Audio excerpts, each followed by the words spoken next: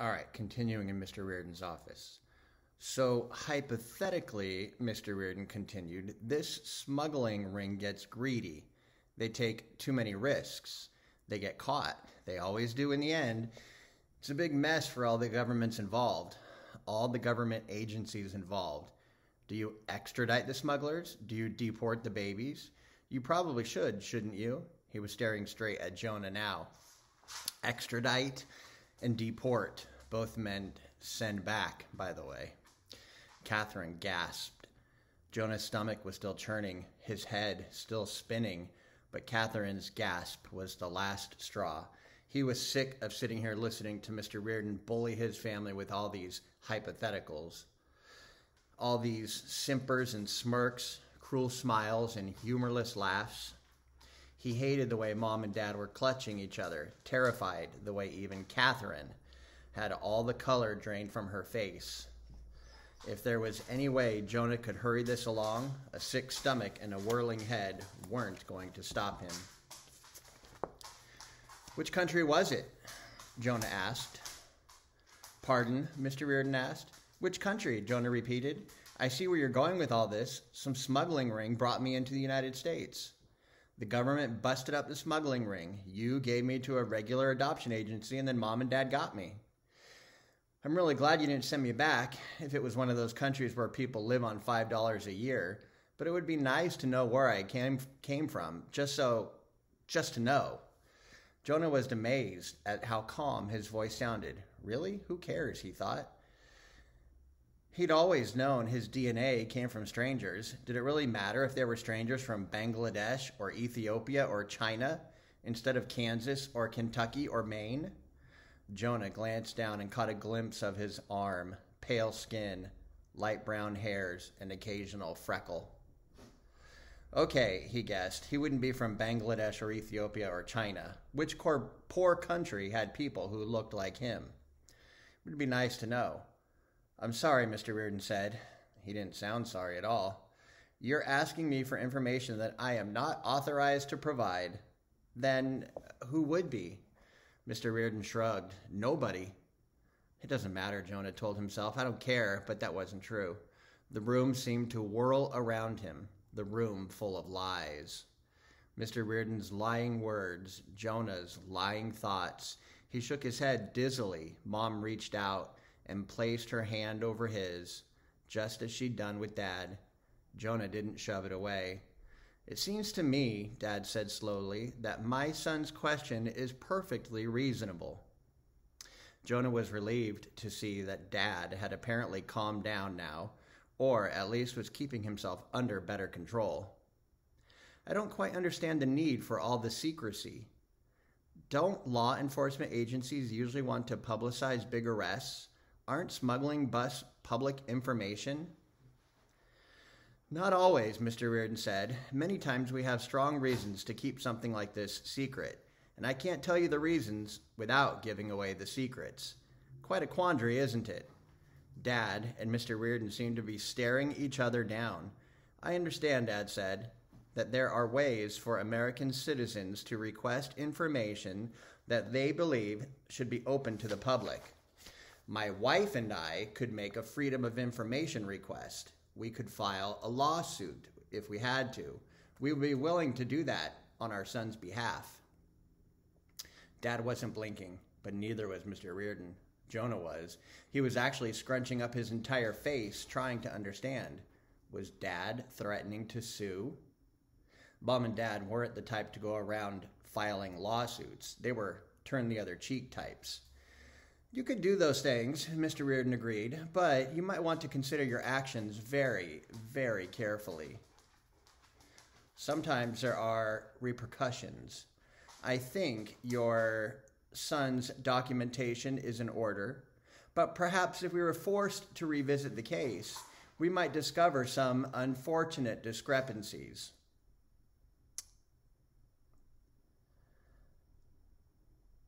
Did you hear about the Venezuelan boy who was recently deported? He was only 17 years old. He'd spent his whole life in the U.S., except for the first 3 months. He didn't even speak Spanish. But Another careless shrug. He wasn't here legally. I'm sure he'll survive in Venezuela somehow. Are you threatening us? Mom asked in a shrill, unnatural voice. Jonah was sure he'd never heard her use before. Her hand pressed down on Jonah's.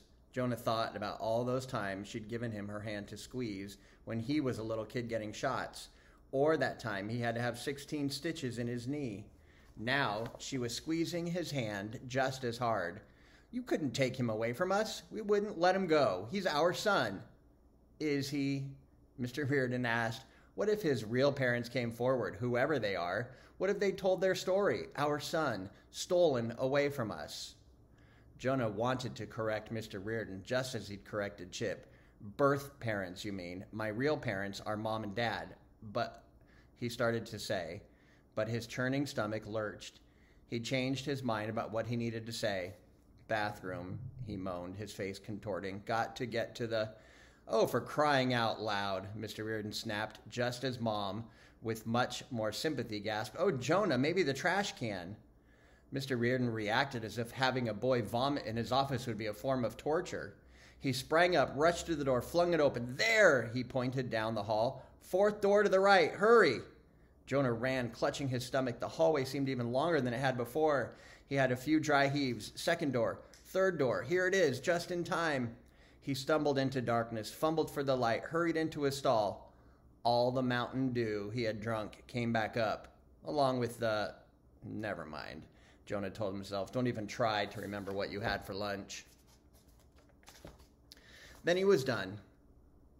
He leaned his head miserably against the cool metal of the stall. Sorry about that, someone said behind him. It wasn't supposed to make you sick. Jonah spun around. Or spun as well as anyone could. 3 seconds after vomiting, a man in a gray maintenance staff sweatshirt leaned forward against the tile wall. But it wasn't the same janitor who'd given him the Mountain Dew.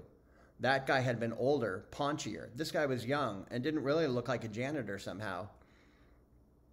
We've had to do way too much planning on the fly here. We just thought 20 ounces of Mountain Dew. At some point, you'd have to leave the office and go to the bathroom, the man said, so we could get you alone. Jonah realized he was practically trapped in the bathroom stall. To get out, he'd have to walk right past the man. Hadn't this day already been horrifying enough?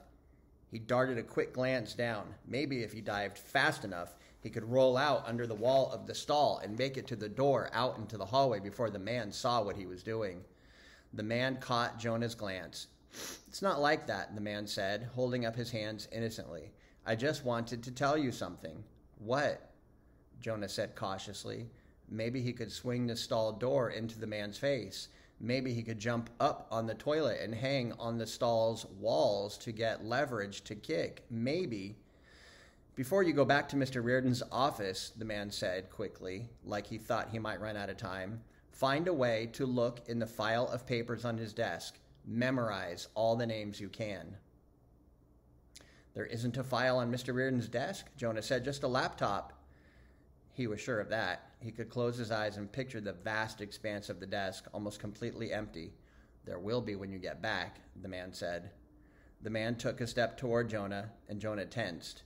But the man kept going around the corner of the stall toward the door out into the hallway. Jonah didn't hear the door open and close, but when he peeked out, the man was gone. Jonah collapsed against the metal stall again. He took a deep breath. Steady. He found he was clear-headed enough to remember to flush the toilet. A pounding noise came from the hallway. Somebody pounding on the door. Jonah, Jonah, are you all right in there? It was Mom, treating him like a kindergartner again. I'm fine, he yelled out. Do you need any help? No, just a minute. He went to the sink, splashed water on his face, scooped water up into his mouth, and swallowed. His mouth still tasted gross. He leaned his forehead against the mirror. Papers, he thought. Look into the file on Mr. Reardon's desk. Jonah, Mom called from the other side of the bathroom door. I'm coming. Jonah wiped his face on his sleeve. Okay, not good manners, but it was the best he could do under the circumstances and left the bathroom. Mom was waiting right outside the door. Dad and Mr. Reardon were a little farther down the hall. Are you... Mom started to ask, but Jonah cut her off. I told you I'm okay. Let's just get this over with. Mr. Reardon watched coldly as Mom and Jonah went back toward his office. Really, he said, I believe we're done here. No, please. Jonah's fine now, Mom said. We still need to talk this out. I think we just got off on the wrong foot.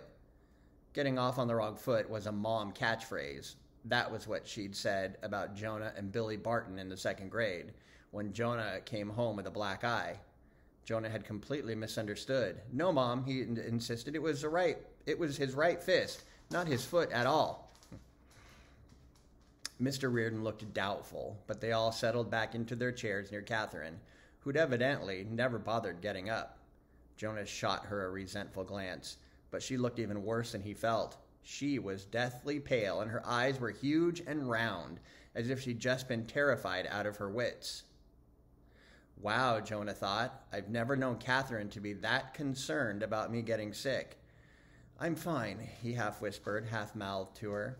But her eyes stayed huge, her skin stayed pale. Mr. Reardon and Jonah's parents were still talking, but Jonah tuned it out for a moment, pretending he was just, maybe trying to see if Mr. Reardon's laptop was a Mac or a PC. He glanced toward Mr. Reardon's desk. There was a file there now. It was one of those thin, cheap, neutral, colored folders people used in offices. But at the same time, Jonah looked at the folder. Mr. Reardon did too. Jonah was sure he did, even though he didn't move his head at all, and his voice did not waver. In fact, Jonah started watching Mr. Reardon now. Mr. Reardon kept glancing at the file surreptitiously every few seconds. It reminded Jonah of the time that he'd broken a window playing baseball, and he'd thought that if he just didn't mention it, maybe Mom and Dad wouldn't notice. But when Dad came out into the backyard, no matter how hard Jonah tried, he couldn't keep from looking toward the broken window. It was like the window was a magnet with an irresistible pull on his eyes. The file seemed to have the same pull for Mr. Reardon. Of course, Jonah had been only 6 years old then, and Mr. Reardon was a grown-up. But the more Jonah ignored what Mr. Reardon was saying, something about the greater good of the entire nation and compromises made by all Americans for the sake of security, and the more he just paid attention to the small twitches of Mr. Reardon's eyes, the more Jonah was sure of 3 things. 1, Mr. Reardon was surprised and upset, no make that furious to see the file on his desk. 2, Mr. Reardon really didn't want Jonah's family to notice the file on his desk. And 3, there was no way Jonah would be able to casually lean forward, open the file, then look at and memorize its contents, not when Mr. Reardon was already alternating his nervous glances at the file with nervous glances at Jonah. Because I was sick, because this whole meeting's about me, or because he already saw me looking at the file. Really, Mr. Reardon was saying, I believe we've already covered this. I see no reason to continue this discussion. Oh no, Mr. Reardon was about to end the conversation and kick them out of his office. Jonah panicked. Should he fake another stomach problem? No, Mom and Dad would focus all their attention on him. It'd just give Mr. Reardon the perfect opportunity to hide the file. What then? Jonah glanced around frantically at the ceiling, the floor, the windows behind Mr. Reardon's desk. He glanced back at the floor a second time, at Catherine's red-striped shoelaces, flapping out loose and dangling down beside the leg of the chair. Windows, shoelaces. Jonah pitched forward. Hey, Catherine, he said loudly, your shoelaces are untied. For a moment, Jonah was afraid that she wasn't going to react. Why was she acting so freaky? But when she did lean forward, at least enough so that their heads were below the level of the desk, out of sight, then Jonah could whisper directly into her ear, I'm going to distract Mr. Reardon. Look inside that file on his desk. Memorize as much of it as you can. Catherine nodded, or at least Jonah thought she did. He didn't really have time to make sure. He straightened up. Well, Mom was saying, starting to stand up, we do appreciate you meeting with us like this. Like I said before, but what's that? Jonah interrupted, pointing out the window.